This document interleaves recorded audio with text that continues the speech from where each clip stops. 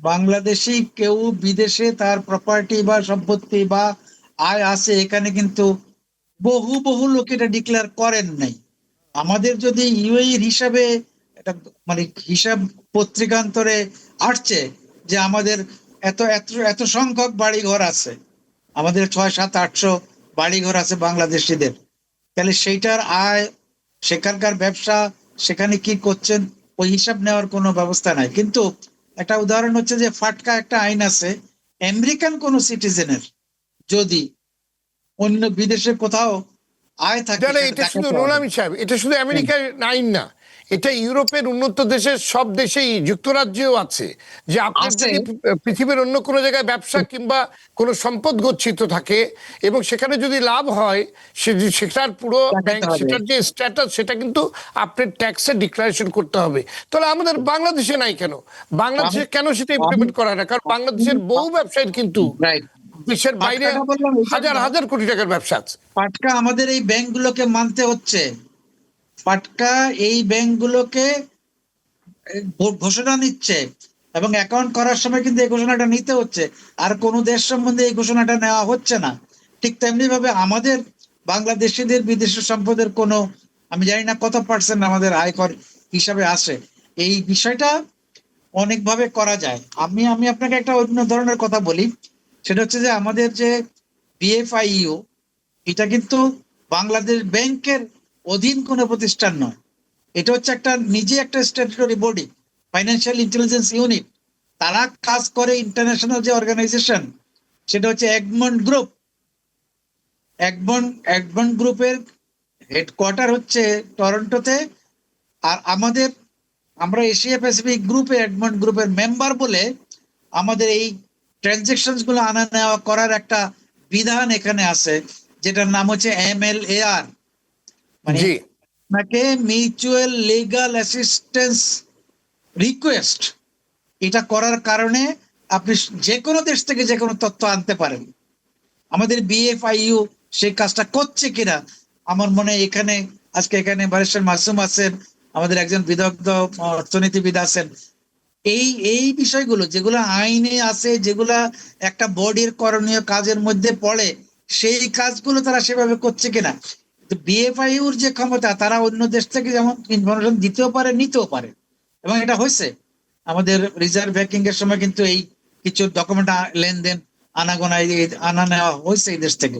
ফলে আপনি যদি তথ্য সংগ্রহ করতে চান, সেটার জন্য একটা ব্যবস্থা কিন্তু আছে। আর ফাটকা, আমেরিকান অথরিটি এখানে বাধ্য করেছে ব্যাংকগুলোকে এটা দিতে এবং ডিক্লারেশন নিতে। আমি ওই জন্য ফাটকাটা উল্লেখ করছি, আমেরিকাটা এটা করতে পেরেছে। ফলে আমাদের বিএফআইউর যে কাজগুলো আছে, অন্তত পাচারের ক্ষেত্রে, বিদেশ থেকে ইনফরমেশন নেওয়ার ক্ষেত্রে, এই বিষয়গুলো আছে। আপনাকে একটা কথা বলি, সুইস ব্যাংক কোন ব্যক্তির অ্যাকাউন্টের ব্যালেন্স বলে না, ওটা গুলি করলেও বলবে না। আপনার একটা সুন্দর জোক আছে, সেটা হচ্ছে যে একজন মাফিয়া বন্দুক নিয়ে সুইস ব্যাংকে গিয়ে বলছে যে আমাকে ওই ওই অ্যাকাউন্টের ইনফরমেশন দাও। তখন ব্যাংক ম্যানেজার বলছেন যে কোনোভাবেই না, তুমি এই বন্দুক দিয়ে আমাকে গুলি করলেও আমি তোমাকে তার তথ্য দিতে পারবো না। তারপর ও বলছে যে ওকে, নাও আই এম কনভিন্সড, তুমি আমার এত টাকা তোমার ব্যাংকে রাখো। এটা জি, হচ্ছে ব্যক্তিগত ইনফরমেশনের, বাট আপনি যে তথ্য 41% পেলেন, এটা কিন্তু ওই এগমন্ড গ্রুপের MLAR এর কারণে পেয়েছে। অ্যাটলিস্ট এই দেশের এত সম্পদ এখানে আছে, এই তথ্যটা কিন্তু তারা এখানে ডিসক্লোজ করেছে, জি। ওরা ওদের অ্যানুয়াল রিপোর্টে দেয়। ফলে আমরা আমাদের যাই লিগ্যাল সিস্টেম আছে, যাই স্ট্যাটুটরি বডি আছে, যা কিছু করার, এগুলাকে যদি কাজ করতে দেই, শক্তিশালী করি, তাহলে আমরাও ওই যে বিদেশে আমাদের বাংলাদেশিদের সম্পদের ওখানে যে আয় করে, সেই ইনকাম ট্যাক্সটা এখানে হবে কিনা। বাট অনেক দেশের সঙ্গে ডুয়েল ট্যাক্সেশনের কিছু এগ্রিমেন্ট থাকে, সেক্ষেত্রে হয়তো কিছু রেস্ট্রিকশন আসতে পারে। কিন্তু ব্যক্তিগতভাবে বাংলাদেশি পাসপোর্ট হোল্ডাররা বিদেশে আয় করলে দুই জায়গায় ট্যাক্স দেওয়ার বিধিবিধান যা, সেটা মেনে আমার মনে হয় আইনের মধ্যেই তো করবেন। এই চেষ্টাটা অ্যাটলিস্ট আমাদের করা উচিত। আমরা যেখানে জি, এফডিআই খুঁজি, ফরেন কারেন্সির সোর্স খুঁজি, আর বিশেষ করে এবার আমাদের অর্থমন্ত্রী মহোদয় যে কথাটা বলেছেন যে আমরা লোন বেসড না হয়ে ইনভেস্টমেন্ট অ্যান্ড ইকুইটি বেসড, আমাদের প্রোডাকশন বেসড আমরা অর্থনীতি গড়ে তুলবো, আমরা অর্থনীতি গণতন্ত্রায়ন করব, সব মানুষের জন্য করব।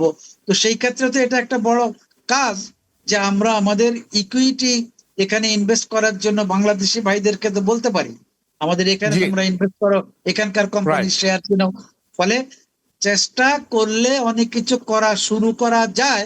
সাকসেসটা হচ্ছে কাজের শক্তিশালী মনোভাব এবং ওটার এনফোর্সমেন্টের যে গতি থাকা উচিত, সেটা যদি আমরা আন্তরিকভাবে করি, নিশ্চয়ই এই ধরনের কাজগুলো বিদেশিরা পারলে আমরা কেন পারবো না?